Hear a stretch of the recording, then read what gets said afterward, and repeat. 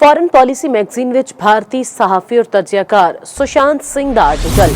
पाकिस्तान के हथों भारत नूं सफारती महाज उत्ते नॉकआउट शिकस्त का एतराफ। फॉरेन पॉलिसी मैगजीन के मुताबिक अमेरिका ते ईरान के दरमियान पाकिस्तान का कलीदी सालिस बन के उभरना भारत लई वड्डा धचका है। मोदी नहीं, पाकिस्तान के फील्ड मार्शल आसिम मुनीर आलमी दे मरकज ने खिते विच ताकत दा तवाज़ुन तब्दील। पाकिस्तान ने सफारतकारी नाल अपना किरदार वधाया। चीन दे नाल ताल्लुकात बरकरार रखते हुए पाकिस्तान की सफारती अहमियत विच नुमाया वाधा होया। भारत नूं वड्डा सफारती धचका। नई दिल्ली अहम मशरक वस्ता मुज़ाकरात तो बाहर हो गया। मोदी हुकूमत लई सबकी अमरीका दे नाल भारत दा असर रसूख कमजोर पै गया। पाकिस्तान नूं तनहा करन दा मनसूबा नाकाम। आलमी ताकतां हुण पाकिस्तान नूं नजरअंदाज नहीं कर सकदियां। पाकिस्तान मशरके वस्ता विच अमन दा वड्डा खिडारी बन के सामने आया। मोदी दी खारजा पॉलिसी हर महाज ते नाकाम हुई।